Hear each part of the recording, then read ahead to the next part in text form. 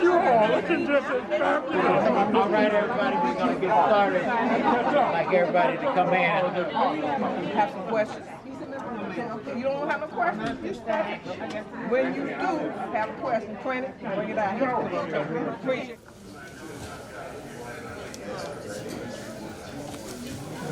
Testing 1 2 1 2. Testing 1 2. Testing 1 2.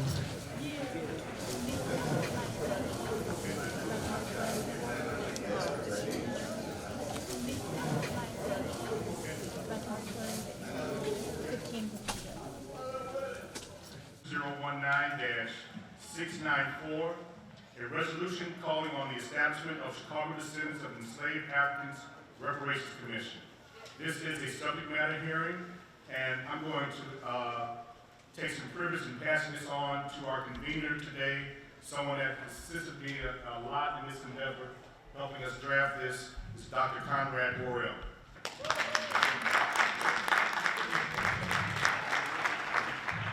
How's everyone? In a session like this, around an issue that black people have been advocating for since the end of the 19th century, I think it's important today to take a moment of silence and acknowledge some of the organizers and activists who are ancestors who helped build the reparations movement in this country. So I'd like to call their name in a moment of silence. For those that we've identified, there may be others. Some are known and some are unknown. Callie House. Queen Mother Moore. James Foreman. Dr. Imari Obadeli. Attorney Chokwe Lumumba. Brother Kalani. Sister Erlene Orico. Sister Marcel Porter.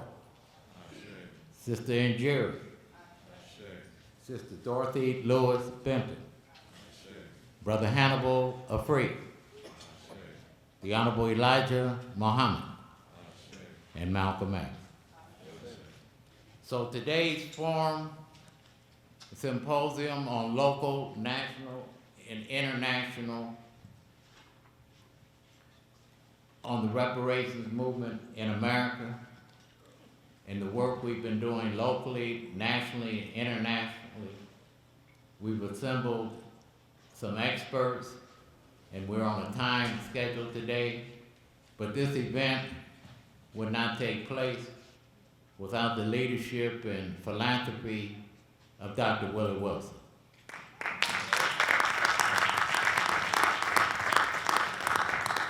A lot of people may not know, but Dr. Wilson has been a supporter of our work underground for many years.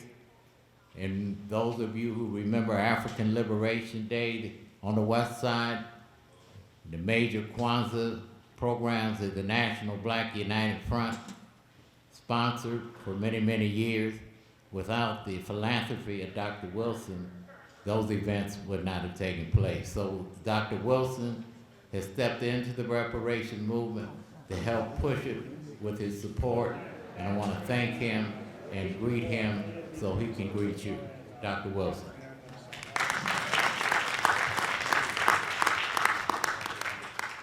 Thank you, Conrad, appreciate it very much.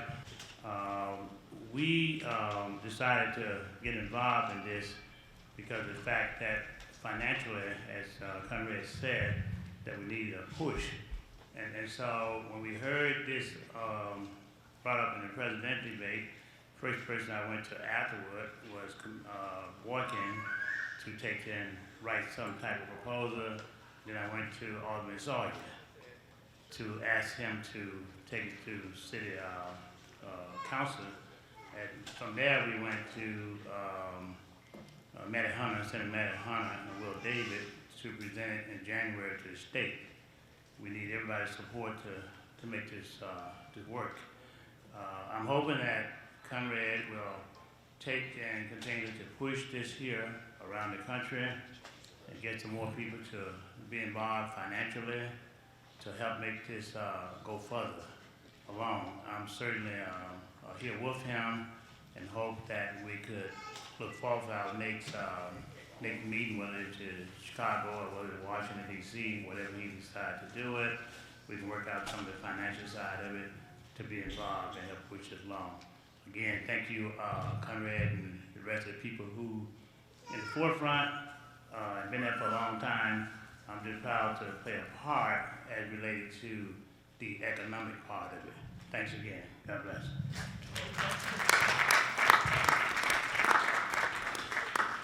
I'd like to take this moment before we begin to acknowledge a couple of our colleagues that are here today. We have Alderman Matt Martin, Alderman Byron Cicho Lopez, Alderman James Kappelman, Alderman Carlos Rosa, and Rosanna Rodriguez Sanchez. I really want to thank you all for coming out today. Thank you. This symposium is sponsored by the National Coalition for Blacks for Reparations in relationship in conjunction with Alderman Sawyer and his committee and Dr. Willie Wilson. Sister Mazarika Jawanza is the national co-chair. She came in here all the way from Indianapolis, and I'd like for her to stand up and give her a shout out.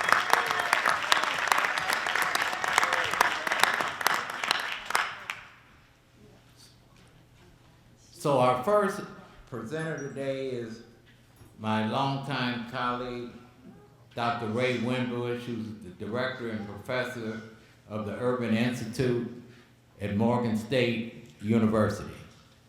Dr. Winbush has had a long career as a professor and a scholar and an activist.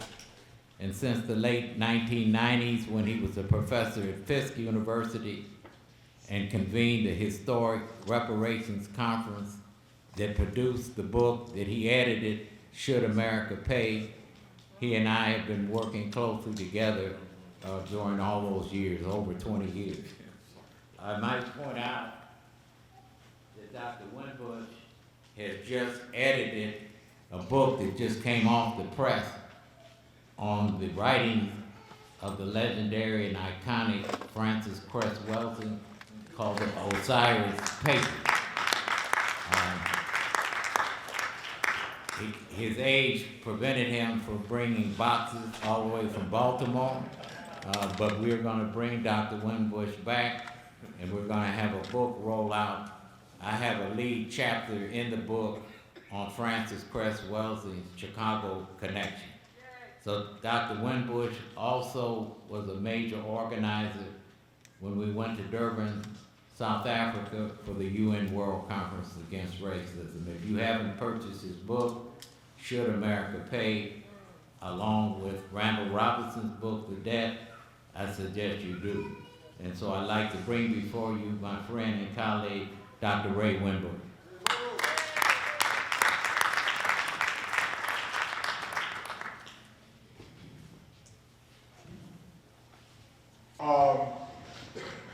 Let's all read this. Can we all see that? Yeah. Okay, read that out loud.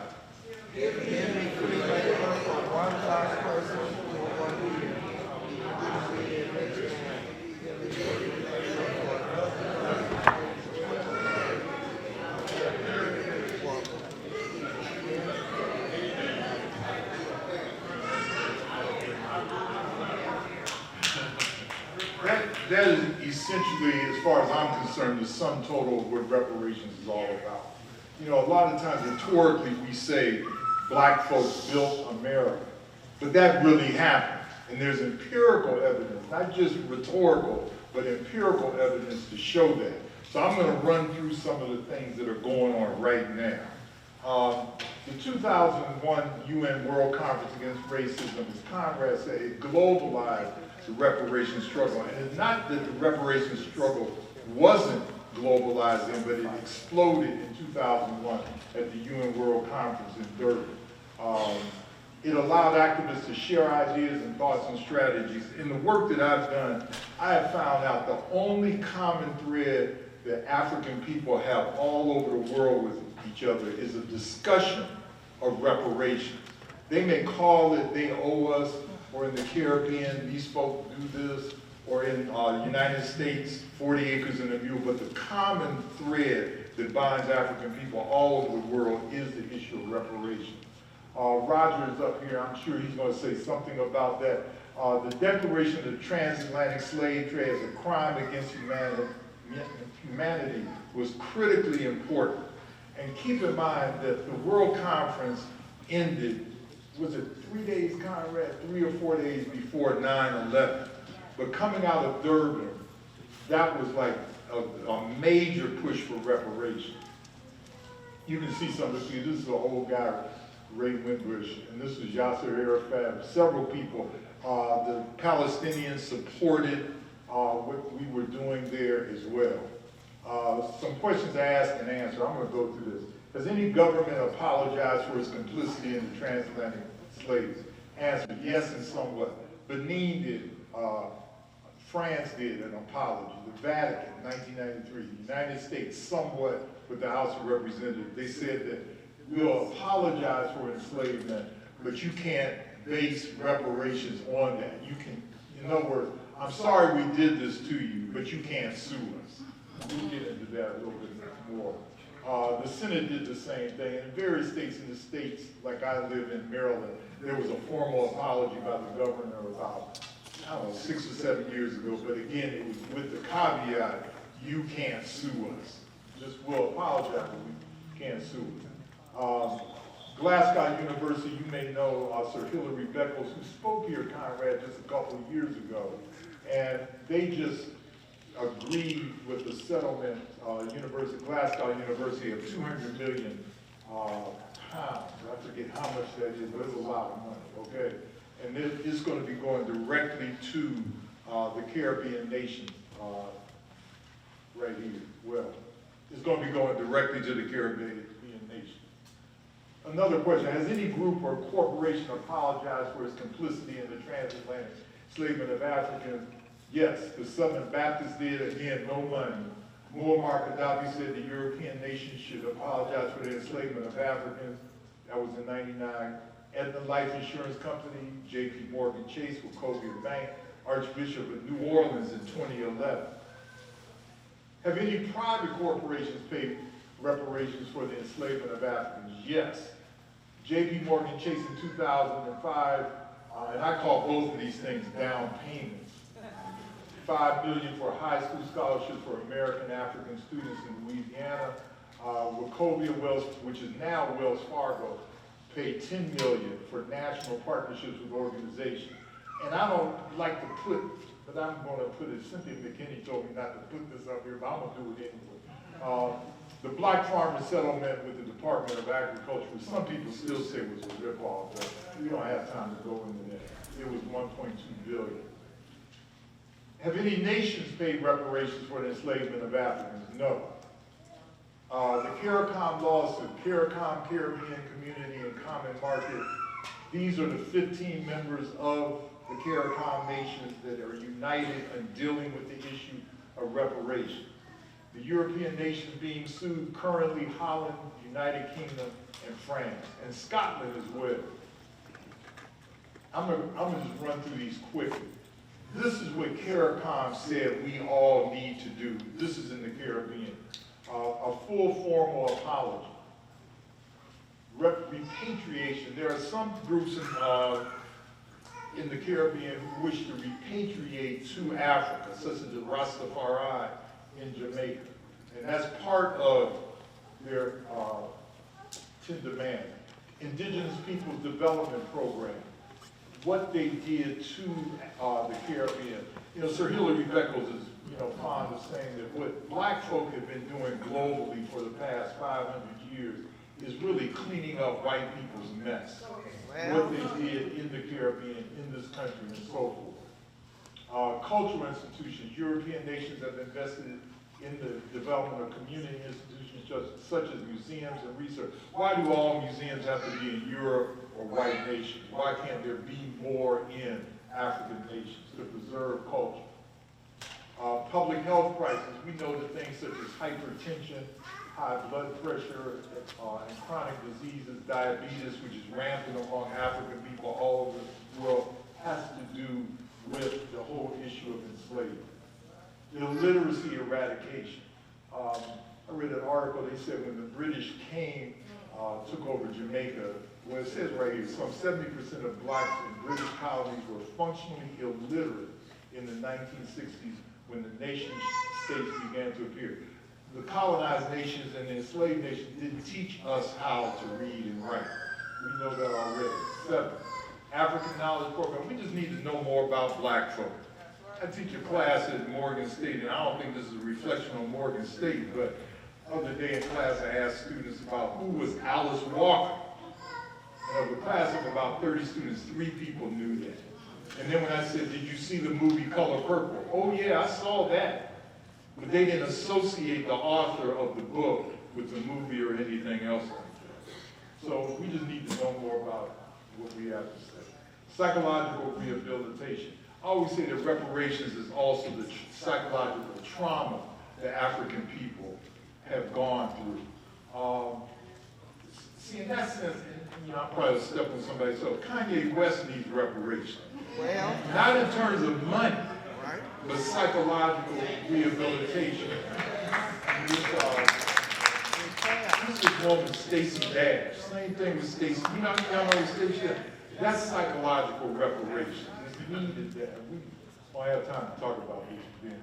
Technology transfer. Most of the technology in this world resides in European countries, even though much of the resources for that technology comes from African nations. I could talk about the Congo for days relative to that. And finally, debt cancellation.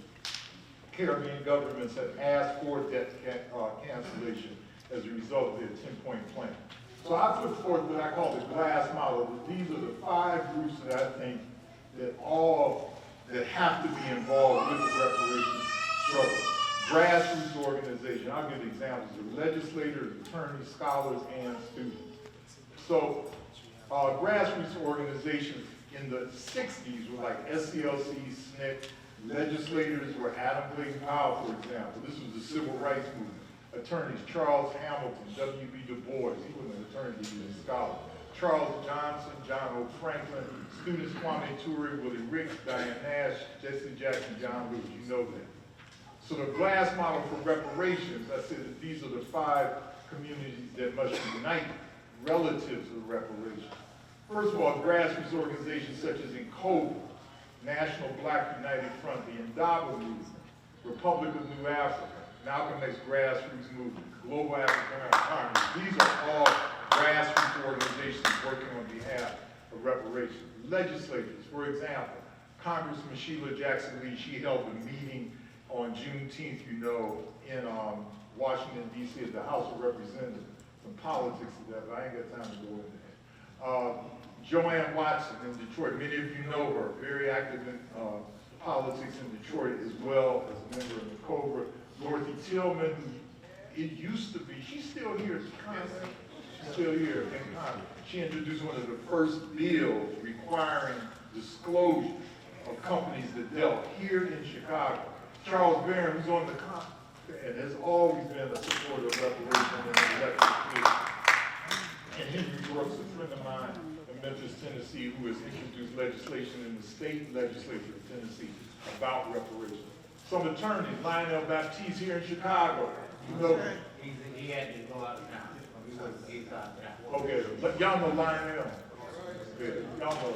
Adwai Torah in D.C., Roger Warren, who's down there on the panel, drafted me to be first. And then Charles Ogletree, who, as you know, is at Harvard and is suffering now from Alzheimer's, but was instrumental in doing a lot of work for reparations, a lot of work. Scholars, example, Ron Walters, the late Ron Walters of University of Maryland, strong supporter of reparations. Richard America, economist at Georgetown University. Jordan Leary's, whose book, Post-Traumatic Slave Syndrome, all of you should read it. Conrad up here at Northeastern, Roy Brooks, University of San Diego, and Marimba Ani, the author of The Urugu down in Atlanta. Students, these are some of my students. They told me they wanted their name up. These are some of my students. And there's a lot of students. I've gotten over the past 5 years, at least 5 or 6 requests for research for dissertations from Berkeley all over the country. Students are doing massive research on reparations right now, and I appreciate that. So they work together for the reparations victory, and roles, this is a caveat, roles are not mutually exclusive. For example, Charles Ogletree was a scholar and an attorney. Conrad Roril, a scholar and an activist. Kofi Zaharka down in Texas, an activist and community organizer. So most of you know Kelly House, right? What's the name of her book? My Face is Black is True. You should read that book. Well, first cause, I always say that women were the major, first causes of reparation. You should go back to Mum Bet, way back in 1780, who sued her master, so-called master, for enslavement. Belinda Royale, Queen Mother Moore, Callie House. So make sure you understand the women involved with the reparation struggle. These are, as I said, caveats. I know this is going to be controversial, I'm putting it up here. ADOS is an anti-Pan-African hashtag cult backed by white supremacists, and it's also with intangibles. The people in the audience can say, That's not true. That's not true. That is not true. Please do not show that. no, That is not true. They have whatever. spearheaded. I knew this was going to happen. They have spearheaded. This is our, Since 1987, you have not this moved. is an article. They've been doing this for 2 years and have moved. This is an article. This is an article. I knew this would be happening. Please This do not is say an that. article in today's New York Times. Hold on, everybody, you'll get an opportunity to voice your viewpoints, please. Let's finish. Let's call it to order, please. Take that off. So it's Khalid Bowie. And then the second one, the Institute for We Need an Institute for Reparations Information Strategies and Education. I call it IRI. You get your turn, brother. Okay. And COBRA needs to be organized for maximum efficiency, and I talk about that here as well. Lawsuits need to be filed at several levels, at the state level against private corporations, at the national level against private corporations, and at the international level against private corporations. Infiltration. And this is something that we never talk about within our movement. The black identity extremists that the Justice Department say have infiltrated the reparations struggle. That's right. I ain't gonna talk about ADOS anymore though. Let me hear from ADOS. Okay. In our history, we usually identify infiltrators after rather than during their disruptive activity. So we know, for example, that we know. Hold on, wait a minute, Ray. Hey, my brother, let me make a point. Adolf just had a conference in Louisville. We did not come to your conference and disrupt. We didn't,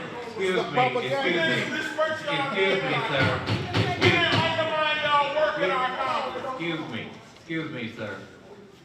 My point is, we didn't come to your meeting and disrupt your meeting. And we would appreciate that you not disrupt our meeting. Yes. And at the end, you will have a chance to raise your question or point. So if you could just hold it until that time, Let you co-op our talking. I'd appreciate it.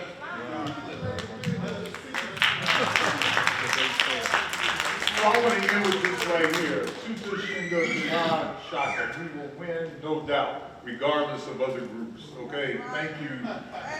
Peace to ADOS.